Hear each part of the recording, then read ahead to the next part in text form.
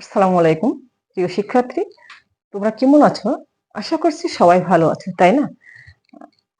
ভালো থেকো এভাবেই। আহ, আজকে আমি তোমাদের জন্য কেমিস্ট্রি চ্যাপ্টার 4 এর একটি সৃজনশীল সমাধান নিয়ে এসেছি। মানে এই সৃজনশীল সমাধানটা হচ্ছে একটি বোর্ড কোশ্চেন, যশোর বোর্ড 2022। তোমরা দেখতেই পাচ্ছ এখানে উদ্দীপক এবং প্রশ্ন। আহ, এখানে বেরিলিয়াম, ম্যাগনেসিয়াম এবং ক্যালসিয়াম দেওয়া আছে 2 XYZ, এবং এখানে 9, 17 এবং 35। তাহলে প্রশ্নে কি বলা হয়েছে? কয়ে, এখানে কয়ে বলা হয়েছে ডোবে রায়নারের ত্রয়ী সূত্রটি লিখো। ডোবে রায়নারের ত্রয়ী সূত্রটা কি সবাই জানো। 1829 সালে বিজ্ঞানী ডোবে রায়নার লক্ষ্য করেন যে 3টি করে মৌলিক পদার্থ একই রকম ধর্ম প্রদর্শন করে। তিনি প্রথমে 3টি করে মৌল তাদের পারমাণবিক ভর অনুসারে সাজান, এবং তিনি লক্ষ্য করেন যে প্রতি ক্ষেত্রে দ্বিতীয় মৌলের পারমাণবিক ভর প্রথম এবং তৃতীয় মৌলের পারমাণবিক ভরের যোগফলে অর্ধেক বা তার কাছাকাছি। এটি হচ্ছে ডোবে রায়নারের ত্রয়ী সূত্র।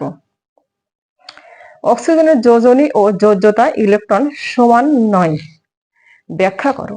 আচ্ছা, যোজনী এবং যোজ্যতা কি সেটা আগে আমাদেরকে জানতে হবে। যোজনী হচ্ছে ধাতু তার সর্বশেষ শক্তি স্তরের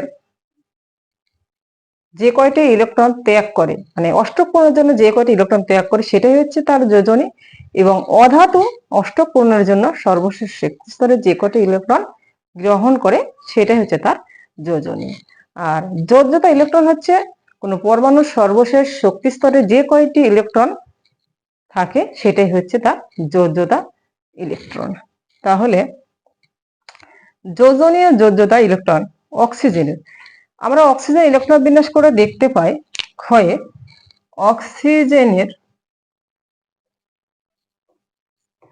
অক্সিজেন হচ্ছে 8, সবাই জানো। তাহলে 1s 2s 2p4। অক্সিজেনের শেষ শক্তি স্তরের ইলেকট্রন কয়টি? 4 2 6টি। শেষ শক্তি স্তর মানে তোমরা সবাই জানো এখানে 2x 2p, এই দুইটা মিলে কিন্তু একটা শক্তি স্তর। আর এর পর শক্তি স্তরের প্রয়োজন নেই, এই কারণে এটাই হচ্ছে এর শেষ শক্তি স্তর। এখানে ইলেকট্রন আছে 4 2 6টা। তার মানে এই 6টা ইলেকট্রনই হচ্ছে, আমরা যদি পরমাণুর আকার দেখি, এখানে হচ্ছে ফার্স্ট সেল, সেকেন্ড সেলে হচ্ছে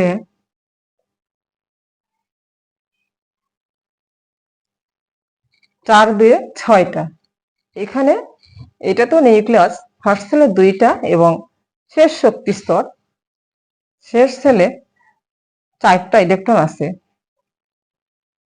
তার মানে হচ্ছে এর সর্বশেষ শক্তি স্তরের ইলেকট্রন কয়টা?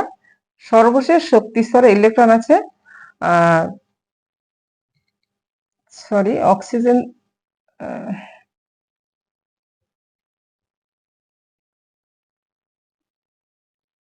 2 4 5 6 আর 2 8। কেন অক্সিজেন 8টা? আমি বলতে একটু ভুল করেছি, বলতে ভুল হয়েছিল, আবারও বলছি। আমি এছাড়া আমি আগে ইলেকট্রন বিন্যাস করে তোমাকে দেখিয়েও দিয়েছি তোমাদের যে অক্সিজেন 8 এখানে লেখা আছে। আমি শুধু এখানে বলতে একটু ভুল করেছি, আমি আবারও বলছি। এখানে হচ্ছে অক্সিজেন এর ইলেকট্রন সংখ্যা 8 এবং ইলেকট্রন বিন্যাসও আমি করে দিয়েছি। এর শেষ শক্তি ইলেকট্রন কয়টা? 6টা। এবং এখানে আমরা পরমাণু গঠনও এইভাবে দেখছি যে এর শেষ শক্তি ইলেকট্রন কয়টা? 6টা। তার মানে এই 6টা ইলেকট্রন 2 4 5 6, এই 6টা ইলেকট্রন হচ্ছে এর যোজ্যতা ইলেকট্রন। এই যে 6টি ইলেকট্রন হচ্ছে এই অক্সিজেনের যোজ্যতা ইলেকট্রন। কেননা কোনো পরমাণুর সর্বশেষ শক্তি স্তরে যে কয়টি ইলেকট্রন বা ইলেকট্রন সমূহ মানে থাকে সেটাই হচ্ছে তার যোজ্যতা ইলেকট্রন। অক্সিজেন আছে 6টি, 6 হচ্ছে অক্সিজেনের যোজ্যতা ইলেকট্রন। এবার বলা হচ্ছে যোজন এবং যোজ্যতা এক হয় না কেন? কেন? কারণ এক হয় না। এখানে অক্সিজেনের শেষ শক্তি স্তরে ইলেকট্রন 6টি, এটা হচ্ছে যোজ্যতা ইলেকট্রন, কিন্তু অক্সিজেন একটা অধাতু। এই অষ্টক পূরণের জন্য এর আরো 2টি ইলেকট্রন গ্রহণের প্রয়োজন, তবে অষ্টক পূরণ করবে। আর যে 2টি ইলেকট্রন গ্রহণ করে অধাতু অষ্টক পূরণের জন্য, সেটা হচ্ছে তার যোজনী। তাহলে আমরা স্পষ্ট বুঝতে পারছি অক্সিজেন যোজনী 2, কেননা অক্সিজেন একটা অধাতু এবং সে অষ্টক পূরণের জন্য আরো 2টি ইলেকট্রন গ্রহণ করবে। এই কারণে অক্সিজেনের যোজনী 2 এবং যোজ্যতা 6, কারণ সর্বশেষ শক্তি স্তরে এর ইলেকট্রন আছে 6টি। তো এই হচ্ছে অক্সিজেনের যোজনী আর যোজ্যতার পার্থক্য। আশা করছি অবশ্যই বুঝতে পারছো যে অক্সিজেনের যোজনী এবং যোজ্যতা কেন এক হয় না।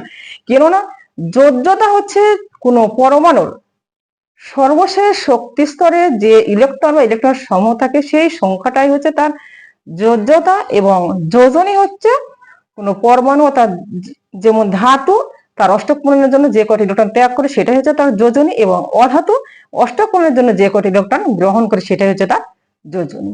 এই হচ্ছে পার্থক্য। এই কারণে যোজনী এবং যোজ্যতা কখনো এক হয় না। তো গয়ে কি বলা হয়েছে? গয়ে বলা হয়েছে 1 নম্বর মৌল সমেত ঘাতক ধর্ম ব্যাখ্যা করো। 1 নম্বরে কি দেওয়া আছে? বেরিলিয়াম, ম্যাগনেসিয়াম, ক্যালসিয়াম, এগুলো সবই ধাতু। এগুলো হচ্ছে পর্যায় সারণী গ্রুপ 2 এর সদস্য। এরা হচ্ছে বাম দিকের সদস্য। আমরা জানি বাম দিকের মৌলগুলো ধাতু হয়। এরা সবাই ধাতু। এরা কি করে? এরা সবাই ইলেকট্রন ত্যাগ করে ধনাত্মক আয়নে পরিণত হয়। এইগুলো হচ্ছে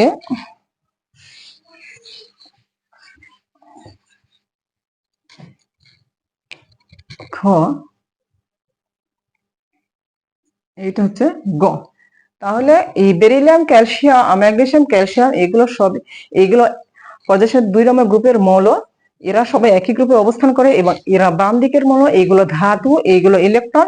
এরা প্রত্যেকে 2টি করে ইলেকট্রন ত্যাগ করে ধনাত্মক আয়নে পরিণত হবে। যেমন এখানে বেরিলিয়াম কি করবে?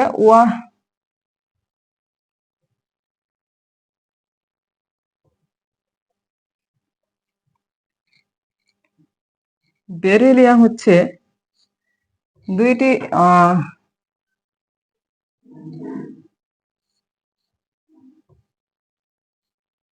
2+ আয়নে পরিণত হবে, 2টি করে ইলেকট্রন ত্যাগ করে। আবার ম্যাগনেসিয়াম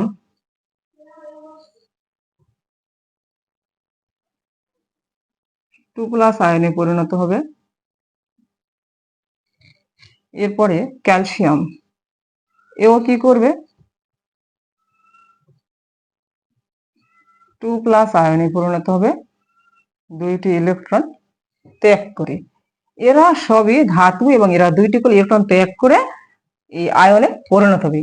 এই যে আয়নে পরিণত হবে, এরা সবাই ধাতু। এরা পর্যায়ক্রমিক গ্রুপ 2 এর সদস্য। এরা বাম দিকের মৌল, এই জন্য এরা ধাতু। আমরা জানি পর্যায়ক্রমিক বাম দিকের মৌলগুলো ধাতু হয়।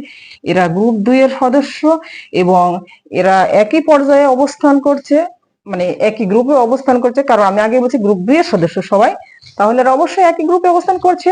এবং এরা প্রথমে আছে বেরিলিয়াম, তারপরে ম্যাগনেসিয়াম, তারপরে হচ্ছে ক্যালসিয়াম। তাহলে আমরা জানি যে পর্যায় সারণীতে উপর থেকে নিচে গেলে এর আকার বড় হয়। তাহলে এখানে ধাতুর ধর্ম আমরা কিভাবে ব্যাখ্যা করতে পারি? এখানে বলছে ধাতুর ধর্ম ব্যাখ্যা করতে। ধাতু যে ইলেকট্রন ত্যাগ করে ধনাত্মক আয়নে পরিণত হয়, মানে ধাতুর এই ইলেকট্রন ত্যাগই হচ্ছে তার ধাতুর ধর্ম। যে ধাতু তত সহজ ইলেকট্রন ত্যাগ করে তার ধাতুর ধর্ম তত বেশি হয়। আমরা জানি যে একই গ্রুপে উপর থেকে নিচে গেলে পরমাণু আকার বৃদ্ধি পায় এবং তার ইলেকট্রন ত্যাগ সহজ হয় এবং ধাতুর ধর্ম তত বেশি বৃদ্ধি পায়। এর কারণটা কি? এর কারণ হচ্ছে যখন আমরা উপর থেকে নিচের দিকে যাই তখন পরমাণু আকার বৃদ্ধি পায়, কারণ এখানে একটা নতুন শক্তিস্তর যুক্ত হয়। আর এই শক্তিস্তর যুক্তের কারণে আকার বৃদ্ধি পায় এবং এর শেষ শক্তিস্তর ইলেকট্রন গুলো নিউক্লিয়াস থেকে অনেক দূরে সরে যায়। এদের দূরত্ব বৃদ্ধি পায়, মানে এদের ভিতর আকর্ষণ শক্তি কমে যায়, যার কারণে এই শেষ শক্তিস্তর ইলেকট্রন গুলো এখানে দুর্বলভাবে অবস্থান করে। সামান্য সামান্য শক্তি প্রয়োগ করলে এইগুলো শেষ শক্তিস্তর ত্যাগ করে এই ইলেকট্রন গুলো তাদের শক্তি স্তর ছেড়ে দিয়ে বেরিয়ে আসে। এই কারণে এদের ধাতব ধর্ম বেশি, মানে এরা সহজেই ইলেকট্রন ত্যাগ করতে পারবে না। যে ধাতু যত সহজে ইলেকট্রন ত্যাগ করতে পারবে তার ধাতব ধর্ম তত বেশি। তো এখানে বলা হয়েছিল মৌলসমূহের ধাতব ধর্ম, তাহলে এখানে দেওয়া আছে বেরিলিয়াম, তারপরে ম্যাগনেসিয়াম এবং তারপরে ক্যালসিয়াম। আমরা যদি এখানে ধাতব ধর্মের পার্থক্য দেখতে চাই তাহলে বেরিলিয়াম সবার উপরে আছে, তার মানে এর হচ্ছে আকার যে ম্যাগনেসিয়ামের আকার বড় হবে, তারপরে ক্যালসিয়ামের আরো বড় হবে, কেননা উপর থেকে নিচে গেলে আকার বড় হয়। সেই সূত্রে ধাতব ধর্ম হবে এরকম, যেমন এখানে বেরিলিয়াম, তার চেয়ে বড় হবে ম্যাগনেসিয়াম, তারপরে ক্যালসিয়াম।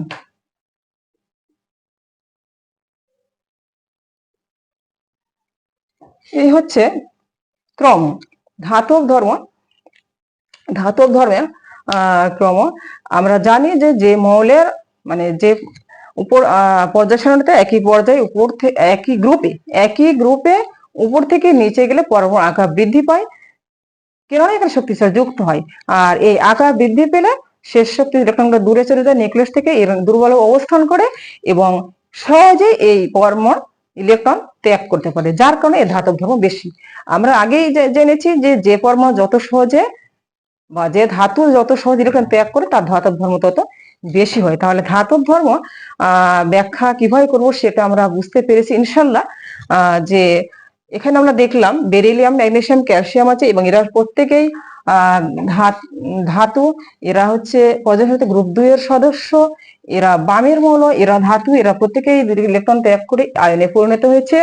এবং আমরা যদি উপর থেকে নিচ বিবেচনা করতে যাই তাহলে সবার উপরে নিচ, তারপরে এটা পার্থক্য করতে হলে সবার চেয়ে ধাতব ধর্ম হচ্ছে কম হবে বেরিলিয়াম, তারপরে ম্যাগনেসিয়াম, তারপরে ক্যালসিয়াম। এটাই হচ্ছে ধাতব ধর্ম। আশা করছি তোমরা বুঝতে পেরেছো, এর চেয়ে বেশি কিছু বলার নেই। তোমরা সাজিয়ে গুজিয়ে লিখবা সৃজনশীল, এটাই মূল কথাটা আমি বলেছি। আশা করছি তোমরা বুঝতে পেরেছো। ঘয়ে 2 নম্বরের মৌলসমূহ একই গ্রুপের অন্তর্ভুক্ত কিনা বিক্রিয়া সহ বিশ্লেষণ করো। 2 নম্বরের মৌল কি দেওয়া আছে, এখানে দেওয়া আছে প্রতীক XYZ এবং প্রোটন সংখ্যা দেওয়া আছে 9, 17, 35। 9 প্রোটন সংখ্যা বিশিষ্ট মৌল কি, বা 17 প্রোটন সংখ্যা বিশিষ্ট মৌল কি, এবং 35 প্রোটন সংখ্যা বিশিষ্ট মৌল কি, এইগুলো আমাদেরকে জানতে হবে। আশা করছি তোমরা সবাই জানো। এইগুলো হচ্ছে যথাক্রমে ফ্লোরিন, ক্লোরিন এবং ব্রোমিন। তাহলে এইগুলোর একই গ্রুপের ধর্ম প্রদর্শন করে বিক্রিয়া সহ ব্যাখ্যা করতে হবে। এই মৌলগুলো নিজেদের মধ্যে ইলেকট্রন ভাগাভাগি করে দ্বিমূল গ্যাসীয় অণু সৃষ্টি করে। এই যে 17 নম্বর মৌল, এইগুলো একই রকম ধর্ম প্রদর্শন করে, কেননা এই মৌলগুলো কি করে, প্রথমে হাইড্রোজেনের সাথে বিক্রিয়া করে হাইড্রোজেন হাইড্রোজেন ব্রোমাইড গ্যাস উৎপন্ন করে। যেমন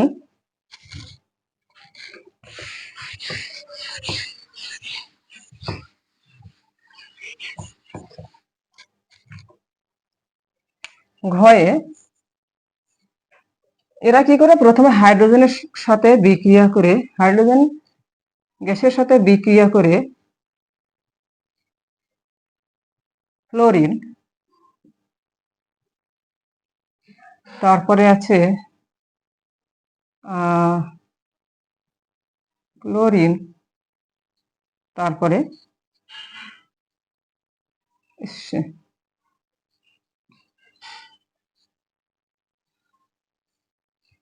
এইগুলো সবই গ্যাস, এইগুলো গ্যাস, সবই গ্যাস। আচ্ছা, এইগুলো কি করে, হাইড্রোজেন ক্লোরাইড, তারপরে হচ্ছে হাইড্রোজেন ক্লোরাইড এবং হাইড্রোজেন ব্রোমাইড সমুদ্রকরণ, এইগুলো হচ্ছে গ্যাস উৎপন্ন করে। এইগুলো সবই গ্যাস। এবং এরপরে কি করে, এই গ্যাসগুলো যদি পানিতে দ্রবীভূত করা হয় তাহলে এইগুলো কি হয়, এইগুলো হচ্ছে হাইড্রোহ্যালাইড অ্যাসিড তথা হাইড্রোক্লোরিক অ্যাসিড, হাইড্রোফ্লোরিক অ্যাসিড এবং হাইড্রোব্রোমিক অ্যাসিড তৈরি করে। যেমন এগুলো পানিতে দ্রবীভূত করা হলে কি হয়, এই গ্যাসগুলো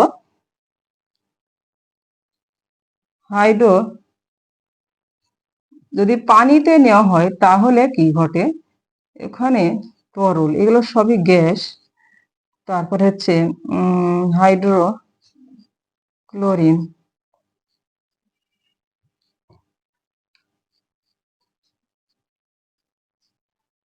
হাইড্রোক্লোরিক,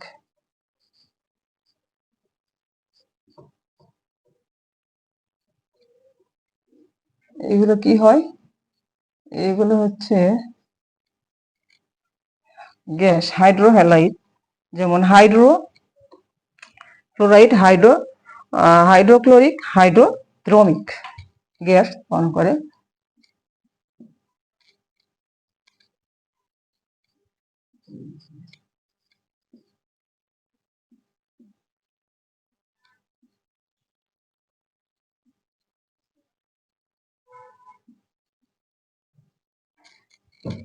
গ্যাস এইগুলো পানিতে দেওয়া হলে কি করে, হাইড্রোক্লোরাইড, হাইড্রোক্লোরিক এবং হাইড্রোক্রোমিক গ্যাস উৎপন্ন করে। এরপর কি করে, এরপরে যে কোনো এই গ্যাসগুলো মানে এই অ্যাসিডগুলো যে কোনো কার্বন লবণের সাথে বিক্রিয়া করে কার্বন ডাই অক্সাইড উৎপন্ন করে, যে কোনো কার্বন ডাই অক্সাইডের সাথে বিক্রিয়া করে। তার মানে আমরা বুঝতেই পারছি যে এই মৌলগুলো একই ধর্ম প্রদর্শন করে। তাহলে এগুলো যে কোনো কার্বন ডাই অক্সাইডের সাথে বিক্রিয়া করলে, যেমন ক্যালসিয়াম কার্বনেট এর সাথে যদি আমি বলি হাইড্রোজেন ক্লোরাইড, তাহলে কি করে, এগুলো হচ্ছে ক্যালসিয়াম ক্লোরাইড